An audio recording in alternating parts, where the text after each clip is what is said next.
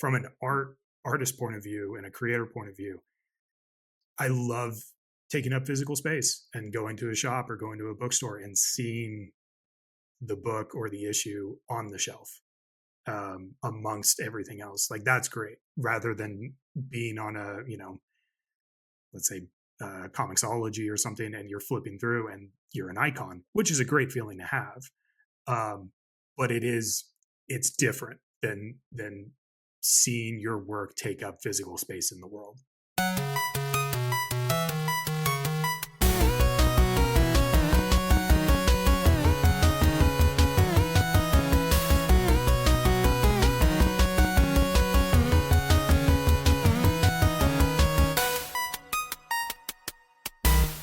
Hello, everyone. Happy Tuesday. I'm Jeremy. I'm Alan. And welcome to GG Everybody, your ultimate pop culture podcast where we hit start on all things geek. From video games and comic books to tabletop RPGs, tech trends, and beyond, we're here to level up your fandom. Whether you're a console warrior, a dungeon master, or just someone who loves diving deep into geek culture, we've got something for you. Each episode, we tackle the biggest topics, hot takes, and hidden gems from your favorite fandoms. So grab your dice, charge your controllers, and get ready to geek out. Today, we've got a pretty great guest. Maybe I'm a bit biased. Well, you'll find out why. He's an artist who's been making waves in the comic industry with his hauntingly beautiful work, a nominee for the prestigious Russ Manning Newcomer Award in 2024, and one of the creative minds behind the Principles of Necromancy from Magma Comics, a stunning tale of dark fantasy and unforgettable visuals. This artist's art style is nothing short of mesmerizing, blending eerie elegance with powerful storytelling. Whether you've been captivated by the dark magic of Principles of Necromancy or you're just discovering his work, we're going to be packed with all kinds of insights and inspiration behind the scene details from his creative process. So let's give a warm welcome to our guest, Eamon Winkle. Eamon, hello. Hello. Thank you so much for having me. Of course. So before we kind of dive into our topics, I like to pick the brains of our guests who come on here.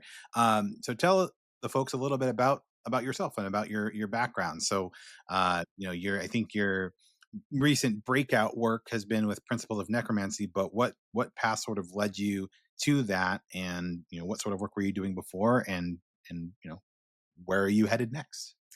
Well, I mean, I like to think that my creative journey is very similar to other artists, in that we make it up as we go.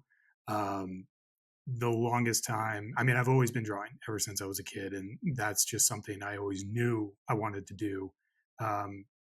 If I could do it as a career, even better, but I was going to find a way just to draw anyway.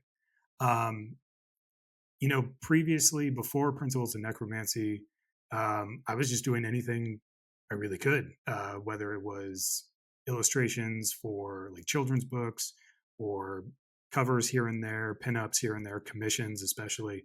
But it really was Principles of Necromancy that was my first real sequential work, and really what broke me in the comics. And so I really do have to give a huge shout out to Jackson Lansing and Colin Kelly, my co-creators on it, who trusted me, this totally green newbie, to bring this story to life with them. So hugely in debt to those guys. How did that happen? So, I mean, folks who are familiar with comics likely are familiar with the names of Jackson Lansing and Colin Kelly. They've done great work on, they did a One Bad Day special on Clayface, and they've done a lot of other fantastic series and really kind of well established within the medium. What was it about your work? Like, how did they stumble across your work, and what was it that made them kind of put this property in your hands to launch this title with Magma? It was one of those happenstance. I remember it was on Twitter. Jackson posted, hey, we're looking for an artist to collaborate on a new project. Show us your portfolios. And you could see that all these different artists were posting their work, and I had the thought, like, man, there is absolutely no way I'm going to be a contender for this, but I'm going to shoot my shot. What do I have to lose? And they reached out. They were like, hey, man, we really like your stuff. We would love to see more. And so that kind of generated the conversation. Funny enough, at the same time, I was having conversations with Den Tipton, who started Magma Comics. It was kind of before Magma really was a thing, but he was like, "Hey, I'm starting, a new publisher. We're kind of getting different people for their own creator-owned projects."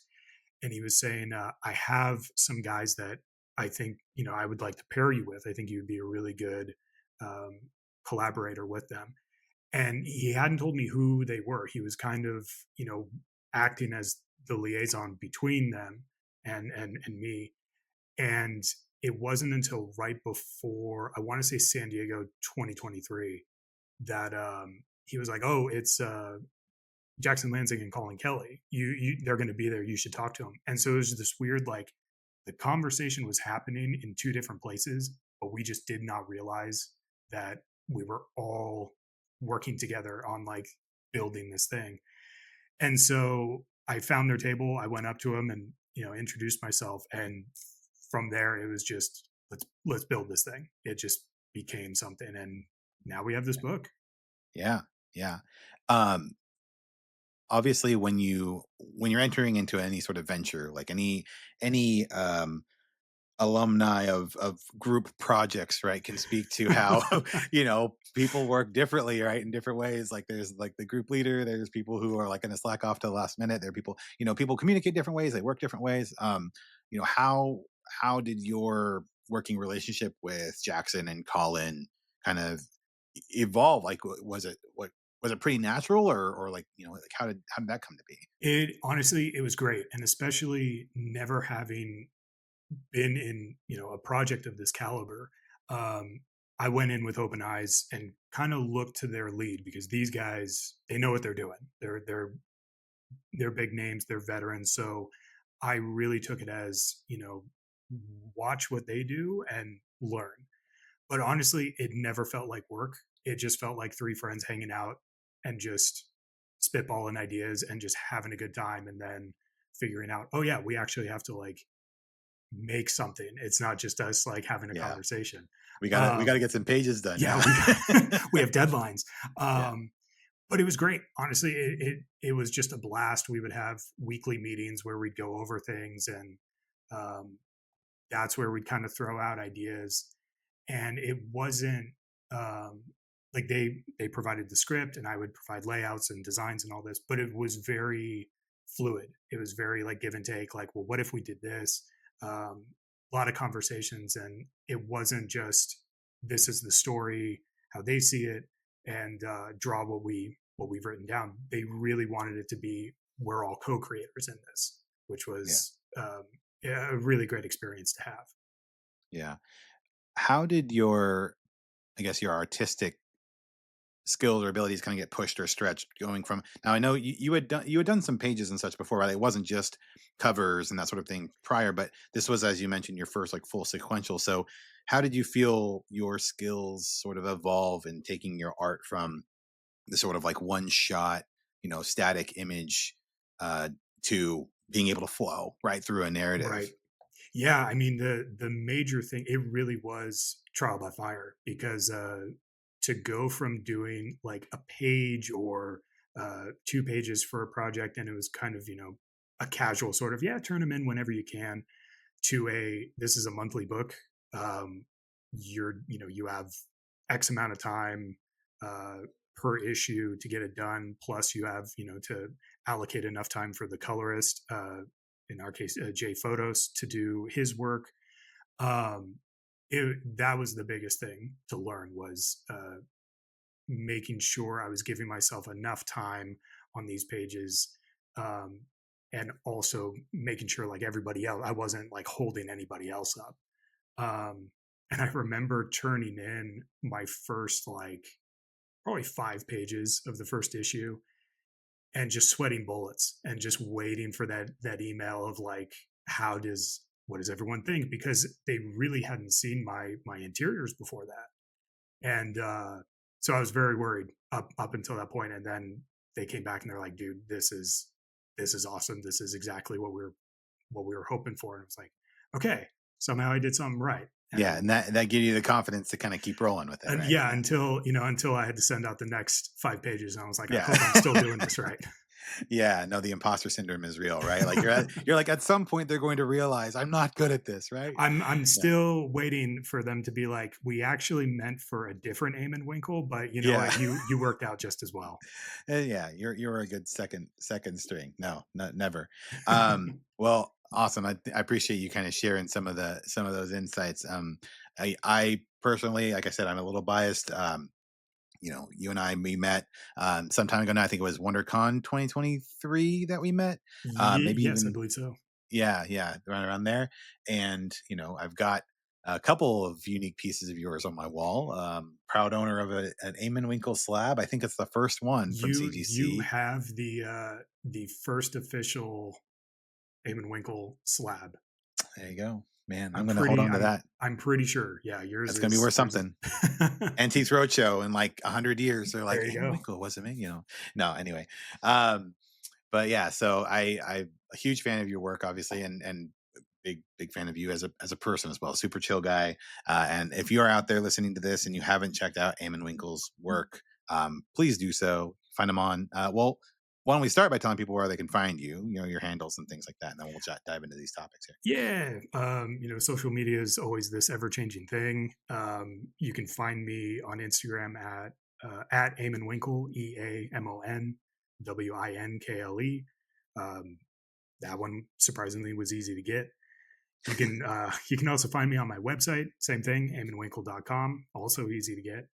And what's the other one? Blue Sky, um, Eamon Winkle as well. Pretty much across the board. If you search that, I should Yeah. pop up. All right.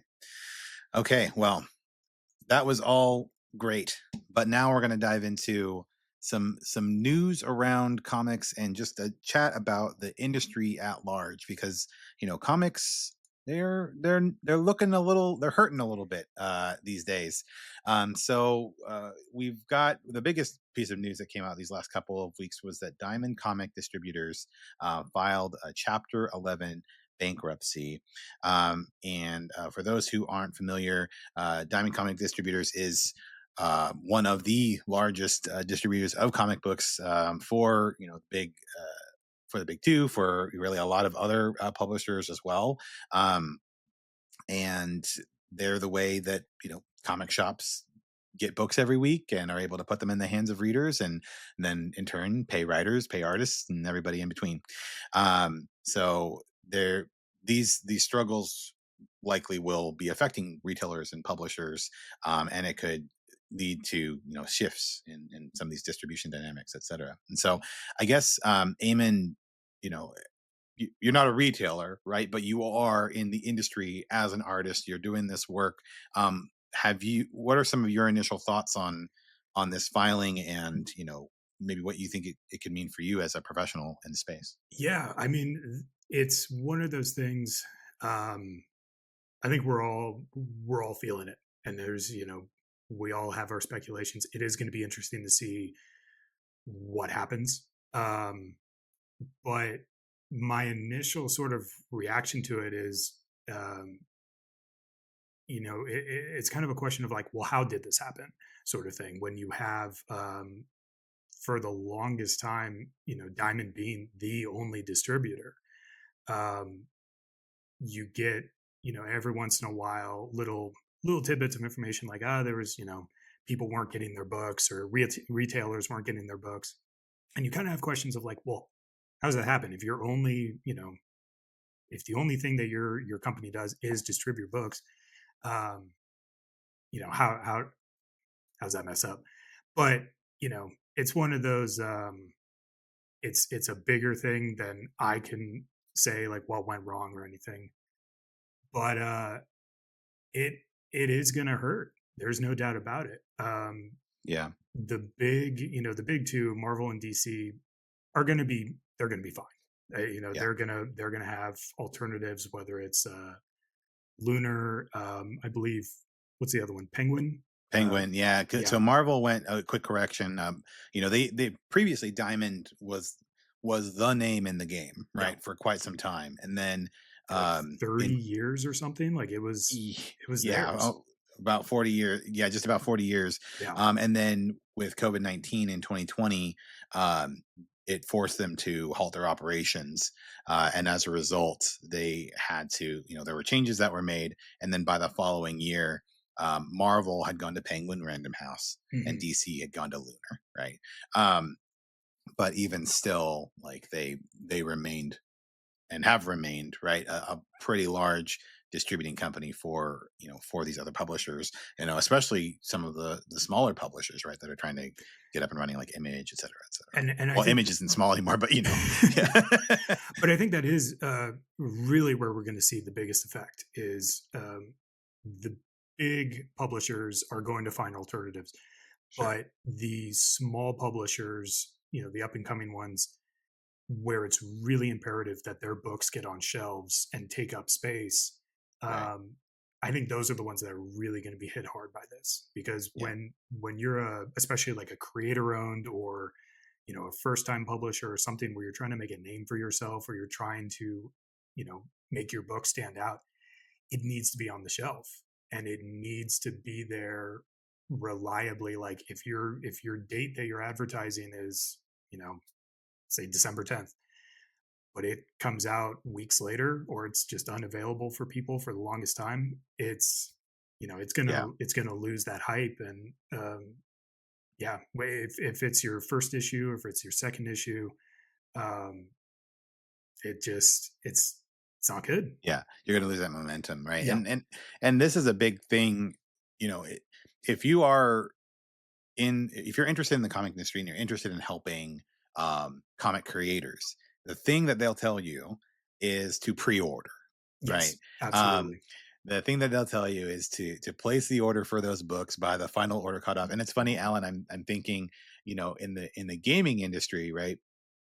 Pre-orders are kind of like a meme.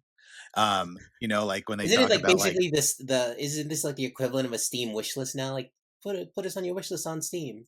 Yeah, exactly. Like, well, kind of like that idea, but like in the gaming space, right? It's sort of a meme and a joke because like you do a digital pre-order, and you don't know, the game hasn't arrived yet. You don't know what kind of bugs are going to be like, and you're basically, the argument on the gaming side is like you're basically rewarding these companies ahead of time for bad behavior. Like they're going to release a partially finished game and they don't care because they got the money in the bank, and that sort of thing. Meanwhile, on the comic side of things, right, like the you can put in this pre-order, typically through your distributor, through your local comic shop, just by having it on your pull list, right? And so you're not actually, and this is often to the retailer's detriment, right? You're not actually putting any money down when you do these pre-orders. You're basically just telling the retailer, hey, I really want Principles of Necromancy when it comes out. Make sure you order me a copy, right? Because they're going to say, okay, we're going to order, let's say, 10 copies for the shop. And then we're going to order an extra copy for everybody who said they're specifically interested in it. Um, so there's no money being exchanged most of the time. And then that tells, right, the distributor and the publisher, hey, there's interest for this book, right? Mhm. And that is what's going to drive, you know, the creators to be able to get more of that work, for the publishers to be like, oh, people are interested in this. We've got all these pre-orders. Um, versus I think what a lot of people think of when they go to the comic shop, they're like, I'm going to support, my local comic creator or whatever. I'm going to walk into the store. I'm going to go buy your book. And it's like, you know what? And this isn't to sound crass or rude or mean. And Eamon, you can correct me if I'm wrong on this, but like, really, if you're walking into a shop and you see issue number 1 and you buy it that day and you're like, oh man, this book is so good. Chances are, if it didn't get enough build and hype and stuff beforehand, you might not see issue 2, right? Or the distribution of issue 2 is going to be, very limited, or you're going to have to wait for the trade to come out if it ever does come out. Like, does that sound about right, Eamon, from your conversations with folks in the space? Me being humble, I will say, hey, if you go into the shop and you support us in any way, we appreciate it. Yeah, no, don't take that as like, no, Absolutely. go buy comic books, please. But yeah, I But mean, no, that's the it best way, right? it really is. If you can do those pre-orders, if you can tell your shop um, before the FOC, hey, I set one of these aside for me, because seeing those numbers, as you were saying, before the orders are put in, that's how you start to see things like, wow, there's a huge demand for this particular issue. We may have to do a second printing. And that's when you see, um, like, for example, recently, like Absolute Batman went through 5 printings, and 2 of them were like even before it was released. And that's because there was so Right. much demand um, at these shops for these pre orders that they already recognized, okay, we're going to have to do more printings to do this demand, to meet this Right. demand. So yeah, I mean, it really is one of those things, like, if you can support anyway, if even if you miss the pre-orders and go in and buy the book, that's fantastic. Yeah. If you can meet it before the book comes out, even better. Yeah. Even just like talking to your shop, talking to the people in the shop, um, building hype, word of mouth, like anything really helps to just drive those sales. And then you'll see if there's more demand from your favorite creators, you're going to see more from them. That's the cool thing. Yeah. Absolutely. Absolutely. It Another, I think, parallel to the kind of like a gaming space is the shift to digital, right? Hmm. Like I think, and I've talked about this before. I'm a huge analog person Yes. when it comes to my games. Now, I don't have shelves and shelves of video games like I have shelves and shelves of comic books, though I used to. But I work through like a cycle, right? Like I buy a physical game, I play the physical game, and then I then sell that game to help with the next one. Like I'm kind of running through that cycle, and I just like the option of having it kind of like physically in my hands and putting the disc in the machine and everything else. All the things that come with like having a physical copy of the game. Um, but we've been seeing more and more of this shift to digital, not having publishers need to release on the physical format and all the costs that have to come with that. You would think then we would see some savings on the gaming side, but we don't. We still pay $70 for a code. Right. Um, but that's neither here nor there. But we're seeing this shift on in comics, right, as well, in a big way. DC, Marvel both have extensive digital platforms. Um, and I think once they unlock the, you know, the shorter timelines from the new releases, right? Because right now that's the main kind of turn off for those services, at least in my opinion. Because I think for Marvel, I think it's at least 6 or 8 weeks, if not more. Like even if you have Right. unlimited, before you're going to get that issue in, right? Um, DC, I think they've tightened up that timeline a little bit, but it's not quite there. And so, they haven't quite got to the point where they're completely supplanting the physical. But it's probably pretty close. So I guess, Eamon, my question to you would be like, first of all, are you still very much an analog comic reader and collector?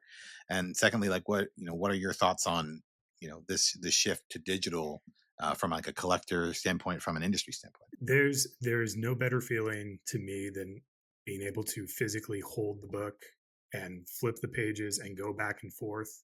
Um, I'm a physical guy. I need to be able to have it in front of me. I love going to the shop and picking up a book and having it in a bag. It's, I mean, it's how I grew up. That's what it was when I was a kid, and so it's every time I go to the shop, I'm that's how I feel. Um, I do see the benefit, maybe that's the wrong word, of digital. Just the ease of access is nice. There's been multiple times where, oh, I need to look up this storyline. And sometimes those trades or those single issues are hard to track down. So the digital is really nice. Like if you're looking for a specific Hulk storyline that you want to read, 10 to 1 you'll be able to find it digitally, which is a great thing to have. Um, and especially if, like, if the difference of picking up the trade is, sometimes those trades, especially if they're out of print, can be pretty expensive, you Oh know yeah, yeah. um, and so if you're paying like $10 for a digital, trade that's hard to come by, sure, I can totally understand that. Me personally, I would very much prefer having that physical trade or the physical issue in front of me. Mhm. um, from an art artist point of view and a creator point of view, I love taking up physical space and going to a shop or going to a bookstore and seeing the book or the issue on the shelf, amongst everything else. Like that's great, rather than being on a, let's say, comicsology or something, and you're flipping through and you're an icon, which is a great feeling to have. Sure. Um, but it's different than Mhm. seeing your work take up physical space in the world. Yeah. Yeah, it's interesting. I was in a shop the other day, just kind of like going through the mall, and I always swing by this comic shop. I joke with my wife, like I always have to swing by GameStop to make sure video games still exist, and I always have to stop by a comic shop to make sure that comics still exist. And so I was in the shop, and I saw Michael Schwartz, who we'll have on. Actually, he'll be our next host. He's a writer for Armored, which is a great comic series, and I saw Highly, his book. highly recommend that series. It's Yeah, so much fun. it's a lot of fun, so much fun. I gave it all kinds of accolades and shout outs last year, and this year. It's well deserved. But I saw Armored #3 like on on the shelf up there, and I was like, man, that's cool. Like I know that guy. Like I bunked with that guy for New York Comic Con. Like I know that story. I know Yeah, and I mean I didn't even write it. I just know the story, and I'm just close to it for a different reason. But to your point, I think that idea of occupying space, of being present, that somebody could like pick up and hold in their hands, um yeah, I mean that's an incredible feeling that you can't replicate in the digital space as well. But uh that then balances out with, as you mentioned, like if you have Marvel Unlimited, you have 60 plus years of Fantastic Four in your iPad, right? Or yeah, on your phone. And it's like, if you want to go back to Fantastic Four #1, you don't want to spend $400,000 on it. You know, you can go through those stories. You can pick up the storylines.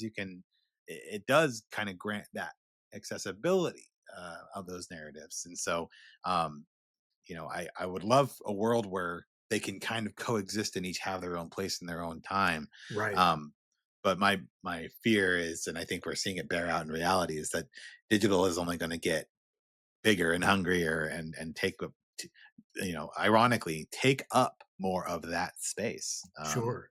Well, In and the future. the other thing we're seeing, maybe not so much on the comic side, but because we're seeing it with games and with movies and with music, as it becomes more digital and almost entirely digital, what we're seeing is people, there's been countless stories of like people buying a game digitally and then waking up one day to find out that game is no longer listed, or that movie is no longer listed, or oh, I really Right. want to watch this movie. Where is it? I can't find it anywhere because no one has it. And it almost just ceases to be at that point. Like if you can't find it digitally somewhere, it's kind of like, well, it just doesn't exist. Um, and that's kind of a fear I would have with comics going fully digital, is if one day, on comicsology or the Marvel one, if a storyline just drops and it's just not available, well, how are you going to Right. read it?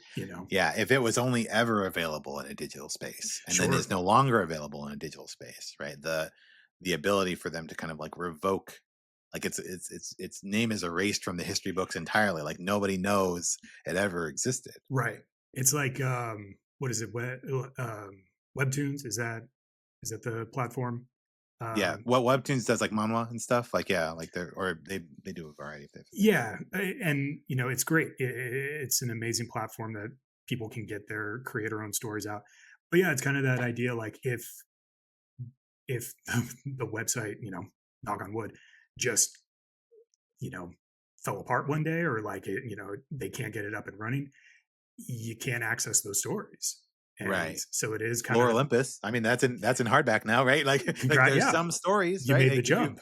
if they made the jump, right? And that's the funny thing is like, you again, it's a double-edged sword. You start out in a digital space, it's more easily accessible. As a creator, you can get into that space a little bit easier, right? Than trying to find a publisher and everything else that goes with it. But the idea of that digital space is to kind of like ramp and take off. Sure. into something physical, to be published and to exist physically in the world and take up that space. Otherwise, to your point, if Webtoons went down tomorrow, there are hundreds, thousands, tens of thousands of amazing stories that, I haven't discovered yet, you haven't discovered yet, and we will never have a chance to, if something like that happened, right? Right. No, it is. So It just does go to the point. You do kind of need both. You need that physical and the digital, almost to archive each other. Like they both work towards the same end as just, you know, we've said it before, but taking up space in different ways and just kind of cataloging that this thing did exist and can still be read and enjoyed, not just by yourself, but for people who haven't had the chance to read it yet. yeah, So in the gaming space, we have a company like Limited Run Games that does small production runs of games that might not otherwise. Does that exist in the comic space? Does, is that like maybe a way forward in the future once the bigger players decide, well, we're just going to just do everything digital because it's easier, it's less expensive. Is that possible? Yeah, because yeah, I think it gets complicated because well, if you look at a good example right now is they reissued the Amalgam Omnibus or the Marvel right, versus DC Omnibus, yeah, and they've pretty much said this is the only printing. Like we are mhm, not going to do it, and it remains to be seen will they or won't they. But it is a good example because previous to this, they hadn't re-released it, and so those kind of storylines or quick things, um, it would be interesting to see like are they going to re-release it down the line in another 20 years or does it just kind of yeah. The fade printing away? is the printing, and I think, Alan, another space for that could be, really it could be the publishers, right? The smaller publishers, like a Magma Comics, or like, some, instead of, but see, then the interesting thing with that is, and it would depend on the size and the funding and everything else, but like Mhm. right now you have a new comic publisher like Magma Comics, and what they want to do is they want to get some writers, get some artists, folks that, maybe they have established fan bases, and people know who they are, like Colin Kelly and Jackson Lansing. Maybe they're new talents, right? Like Eamon was when Principles came on. Um, but they're kind of giving those teams an opportunity to create something and have it released. Um, but in a future where there's more of those digital stories, now a publisher like that, instead of bringing teams together to make new property, would then have to go back and like basically be publishing older property or established digital property into a physical medium, right? And not that that's bad, but I think it would be shifting some of the direction in some of the smaller publishers, which I think the bottom line would mean less opportunity, right, for, creators to like just go right into being able to put a story together and then put it on the shelves. They basically everybody would be funneled into the, you have to make it on digital first and then earn the right to be published into a physical space. um I can see something like that happening. Yeah, So that's interesting because I know that sometimes limited run games are like I think the other one's called I am 8-bit will just take a small indie project and put a physical copy. So I wonder if maybe in the future there could be of like, yeah, let's take these interesting new mashups of writers and comic book artists and let's make something, very premium that will probably cost a good amount, but at least there's some physical copies of this thing available. yeah, And I yeah, think you know another example would be a lot of people are using crowdfunding like Kickstarter or is it Zoop? Which one is it? yeah. um The one that Horvath just released, yeah, free yeah, for all through, I think. Yeah, and there's a bunch of them, but one of the things that you see typically is the smallest amount you can bid will get you the digital, like it will get you a PDF of it. yeah, yeah, But if you do want to provide 20 bucks or 30 bucks, however much it is for a physical, you can do that. And so they do, it is a nice little option, for uh yeah. all amounts, Exactly. There will if be some. Yeah, there will be some, and then even retailers, I think they have tiers for like retailers where they'll give them a Yes. deal and they'll say, hey, usually we would charge like $20 for a book, but if you Here's put 10 in copies $100, for you can get 10 books, right? Or whatever. right. Like you get a deal when you pay more to get like an actual, like a more robust order. And then maybe even like an incentive cover, right? And so that's when, for every X amount of books published, there's like a special limited cover, and retailers like having those because, then people will seek them out, especially if they're like unique to that store. Because then and it becomes something that people come and want to buy. And yeah, I was seeing there was a study that said, when it comes to digital, right, the global web comics market is projected to grow from 8.17 billion this year, like that's how much money they're supposed to make this month, like over $8 billion, to 13 billion in 2032. So like almost doubling in less than 7 years, right? And so I think we will likely see more of that transition to, the Zoop platforms. Like, Kickstarter definitely an option. What's the other one? The Humble Bundle. Yeah, yeah, yeah. Which I've is done a great. lot of. I love Humble Bundle. I got my whole TMNT run off Humble Bundle, the IDW run. But yeah, I mean, so there are, again, there's those options for digital, and we'll see how it continues to evolve. But I just hope that, there still remains that space for people to go out and, to our earlier point, like create something, take up space, have a book And that you can hold in your hand. absolutely. And I think you know, when we see, news that uh, Diamond Distributor filed for bankruptcy, there is a lot of, well, what's going to happen next? And kind of a lot of fear and a lot of uncertainty. But I think the thing to recognize is Diamond has been around a while. I think you said like 40 years, somewhere around there. Uh, 43, yeah. Comics have been around 100 plus, and Yeah, yeah. there's been a lot of things that have almost killed the industry throughout those years, and it keeps coming back. And so um, I think it's going to change in a way. It might go more digital, but I think there's no doubt comics are going to thrive. They're just going to continue to grow, and I Right. think we just see that every year. Is it it keeps getting bigger. Um, Movies and shows keep adapting these storylines and these characters, and which just brings more of an audience into the books. So I think that's gonna kind of feed itself, is these new fans are gonna want to jump in, and they're gonna go, well, where do I jump in? And that's when it's gonna be like, well, hey, here's the physical books, or here's the digital. um, Companies are great in that they will always kind of put out um, like reprints of first issues to grab people, usually for like $1. Like I feel like every time I go to the shop, there's always Like the like True Believers run kind of thing. yeah, Yeah, or yeah. like hey, the new season of Invincible's coming out, so they'll do like the first like 3 issues of a Yeah, yeah, reprint of yeah. that. So it's like, yeah, they'll always do things like that. But yeah, so I mean, it's scary. It's going to be a little uncertain, but you know, I think we're going to be okay Yeah. Yeah. Comics will persist in one form or another. somehow. Somehow, some way. Batman's not going anywhere, I don't think. Yeah, Batman, Superman, Spider-Man.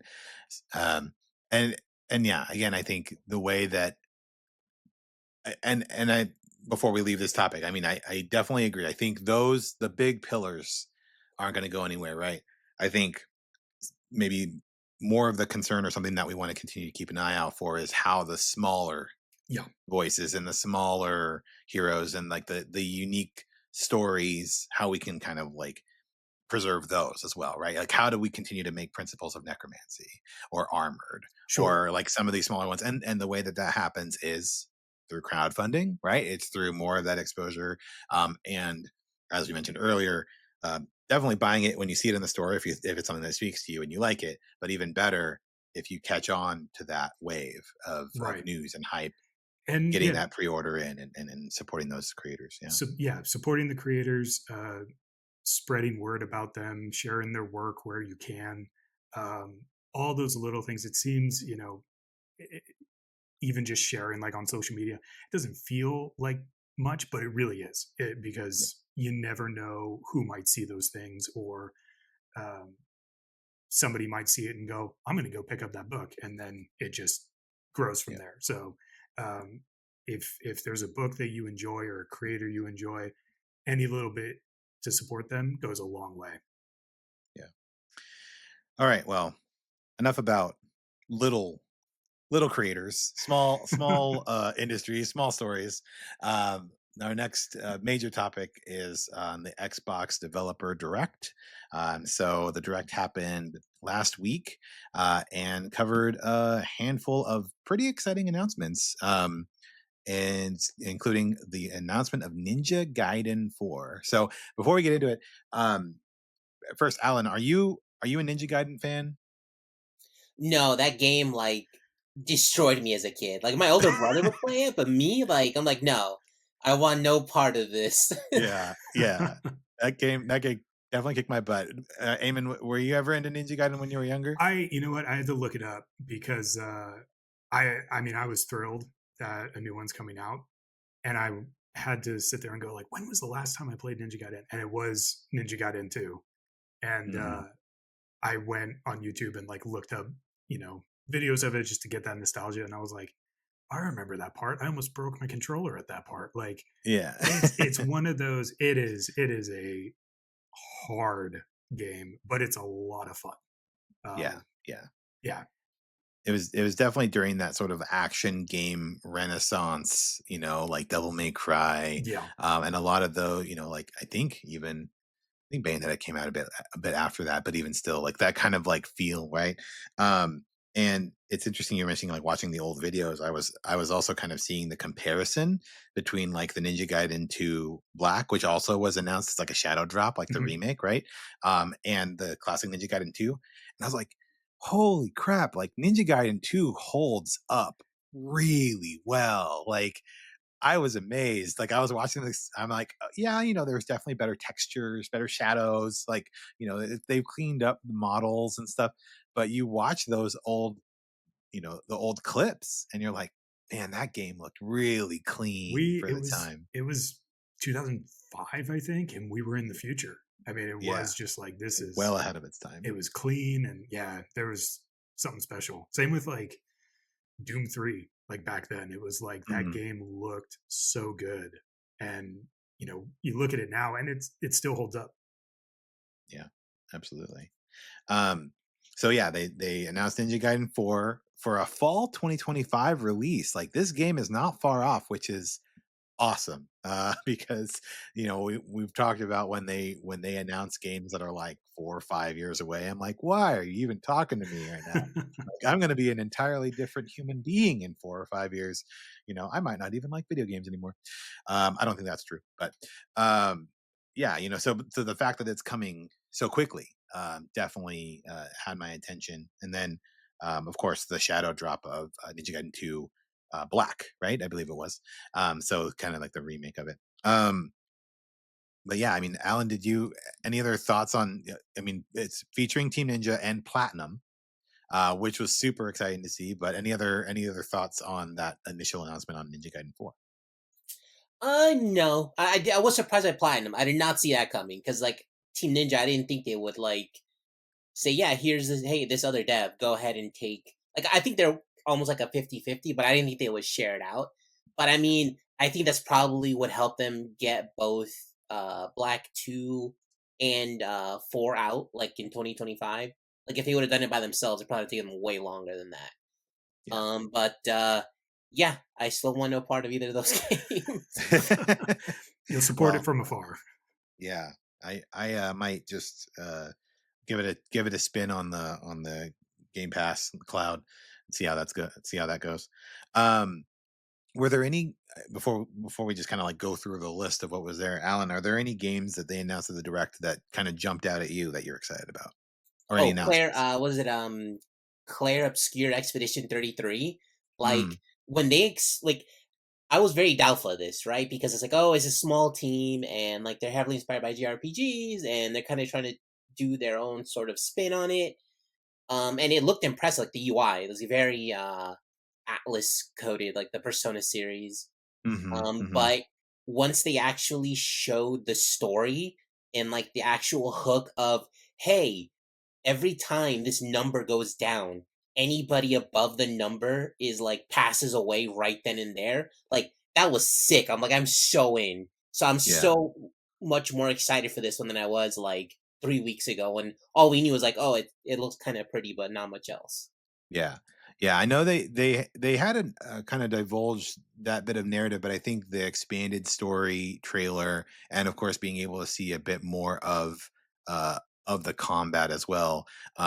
I know there are a lot of people out there in the gaming space that are like, I don't usually play turn based, but like the way that it's designed and the interactivity of it has folks kind of really interested. And this one also was kind of my standout. I am super excited for this game. I think And it's coming in April. It's like it's it's crazy so how many games close. are like this Yeah. whole developer direct was just absolutely fire. The best thing Xbox has done, I think, maybe ever, just because of how good everything looked and how it's all coming in the first half of this year. Yeah. Like also Yeah. shout out to South of Midnight. Like I Hmm. absolutely love that we're getting a very unique and interesting story in a time and a place that I don't think we've ever seen anything like it before. I don't know if there's have been other stories that are kind of like based in the deep south. But that whole game looks incredible. Like when they have like this catfish coming down and he talks to the main character, like his voice is like, yes, that's exactly what I expected that catfish to sound like. So I'm also excited for that, and that comes out also April, like April Yeah. 8th, and I think Claire Obscure is April 24th. Like it's Yeah. insane. Yeah. It's a stacked month in April for sure. I'm not going to have time for anything. Um, Eamon, did you get a chance to check out either of these trailers? Like, are you a RPG kind of guy? Like, did JRPG speak to you or? I'm a very casual gamer. Okay. It's one of those things I feel like if I'm not drawing, I'm not being productive. So it's hard for me to Mm, like really dive into a game. But every once in a while, I'll pick one up and just enjoy it. I remember playing a lot of JRPGs when I was a kid, like Final Fantasy mm. VII, and Yeah. loving Yeah. that. It's been a while though, but like seeing that trailer was like there were a lot of really cool elements of it. Um, South of Midnight though, just that blew me away. I had to immediately go and read up a ton on that because everything about that was just so incredible Yeah. looking. Yeah, the stop motion animation, like Oh, it's got that like the Leica Studios kind of feel and look to it, right? and And yeah, yeah, just you don't get a lot of mythology or mythological stories being told of folklore in the South. So like I hmm, like that sort of representation. Um, yeah, it looks beautiful. I know it was more of the story trailer, so they didn't show off a lot of the gameplay. I guess they had done that in previous showcases, so you can easily go and look it up. But yeah, it just looks fun. It looks like a really unique story and game. Um, I'm very interested to see what comes out about that one. yeah, yeah. And again, you don't have to wait too long, which is No, I mean, like I yeah, give this presentation a ton of credit there because I feel like that's fairly normal. Like, hey, we're making this game, and everyone gets really hyped, and then it's like there's not even a Q4 or like a year. yeah, It's yeah. just we want to let you know we're making it. That was the thing Coming that soon, yeah, TM. coming soon question mark. Yeah, Um, that was the thing that blew me away about this whole presentation was everything is coming out not only this year but like within 2 months. yeah, yeah. 2 3 months, and I've made this case before. I feel that when a publisher or a company does a showcase like this, what they should be doing most of the time is laying out a chart for their audience in terms of what they're going to be buying for the next 3 to 6 months, right? Um, and what they have to look forward to in the immediate. And using that as sort of like a metric to other shows, it's very much like Sony usually, hit sometimes, mostly missing. Nintendo also like missing most of the time, but like Xbox, and this is actually I think the second time they've done something like this where they've really sort of like charted out, especially on Game Pass, like, hey, we've got these games coming, like boom, boom, boom. And so I agree, Alan. I think this has definitely been the strongest showcase that they've had in some time, because they're like, hey, we've got Ninja Gaiden 2. We got Ninja Gaiden 4 coming later this year, and we've got this Shadow Drop today. You could play the remake, and then we've got these things coming out. And yeah, I mean, it gets you excited to be part of the Xbox ecosystem. Um, even though like they're navigating all these questions about like, oh, like why are people getting hardware anymore? Like everything's an Xbox, and like all the discourse kind of around that. Um, it's still very much like, well, look, yes, everything is an Xbox. And the reason why you want everything to be an Xbox is because we got these cool games coming. So go figure out what your Xbox is. Is it your TV? Is it your Steam Deck? Is it your, like whatever your Xbox is, go figure it out because we got some games coming. And I thought that was really Yeah, awesome. like even like your MacBook, like Yeah. 20 bucks for the month, and you can play South of Midnight on your MacBook or Claire Obscura on your MacBook. Like that is a very good thing that they have going for them. Yeah, absolutely.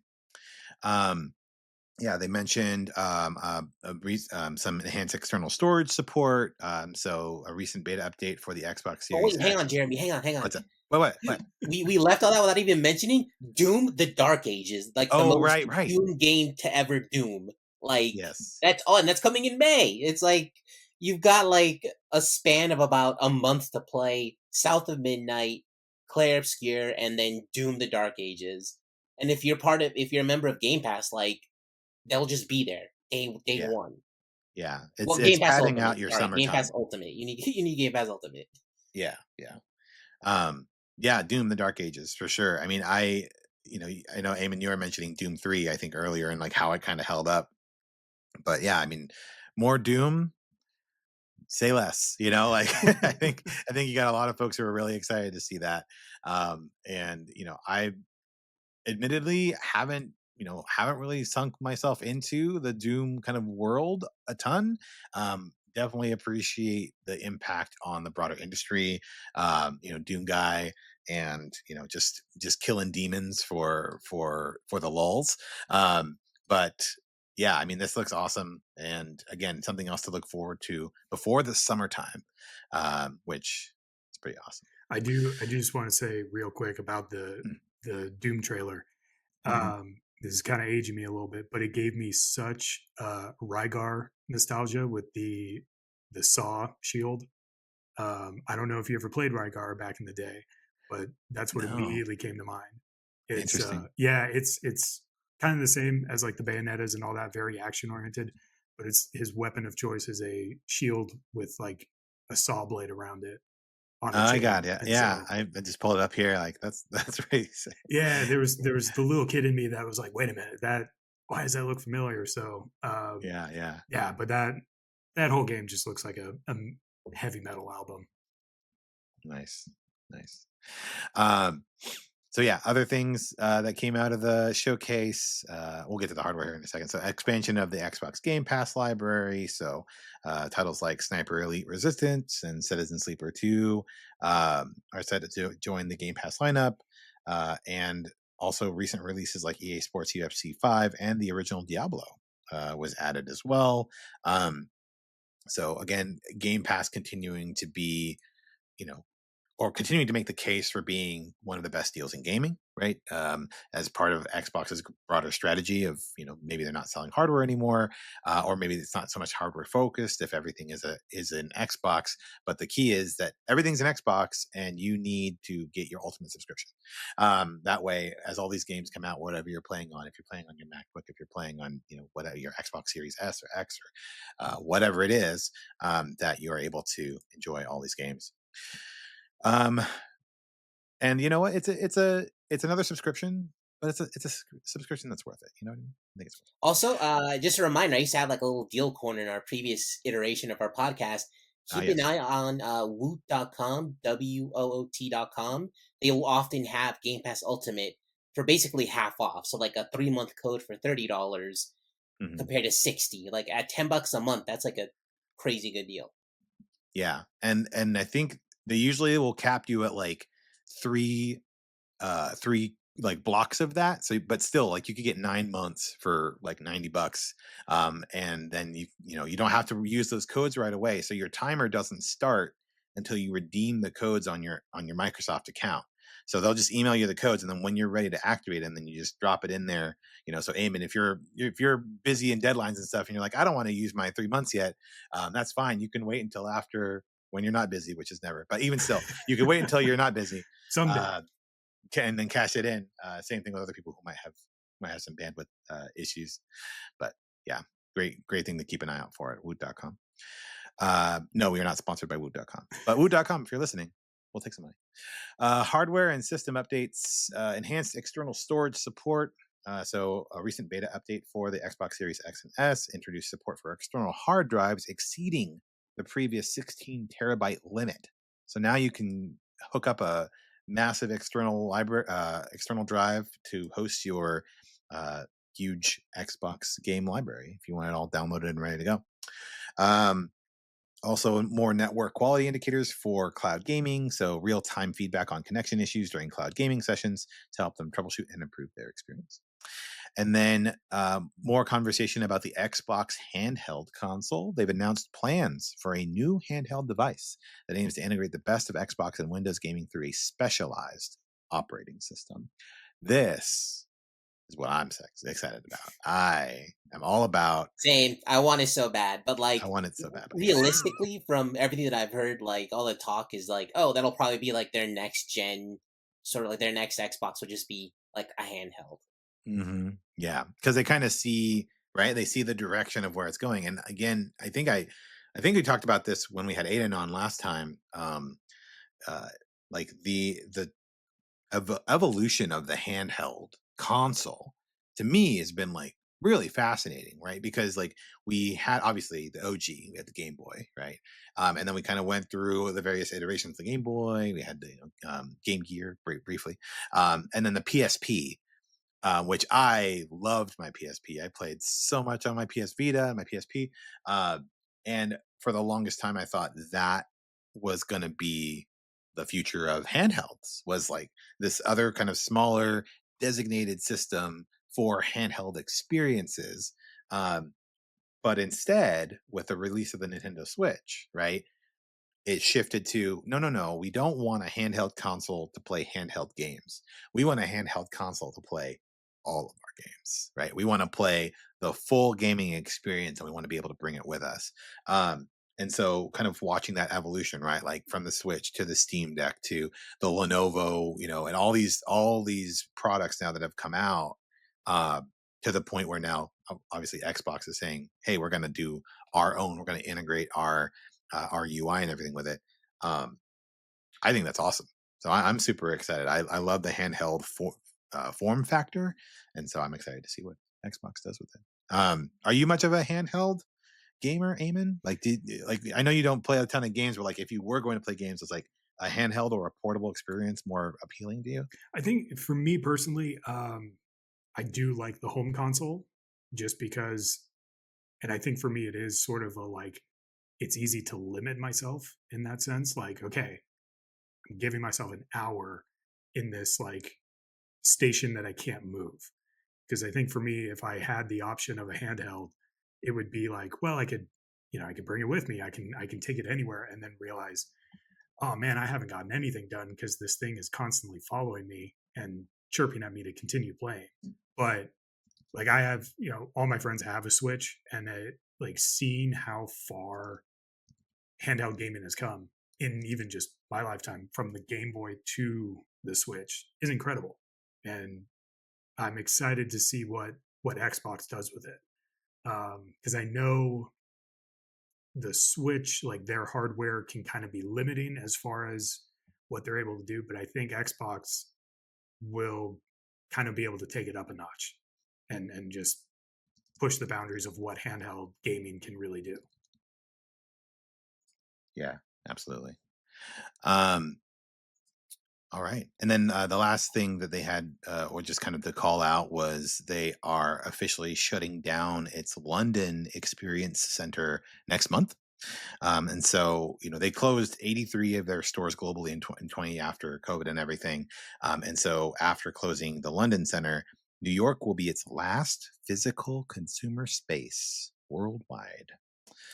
So again, kind of going back to our earlier conversation of like physical versus digital, I I used to work at the Apple store. I still I do still work for Apple, but I used to work in the retail stores, and I remember we would always swing by the Microsoft store and kind of pester them, ongoing rivalry and stuff. But it was still cool to like walk through the Windows store and like, the Microsoft store and see the Xboxes on display and like all that other stuff. And now that is no longer the case. So um, I believe that's all that we had for today.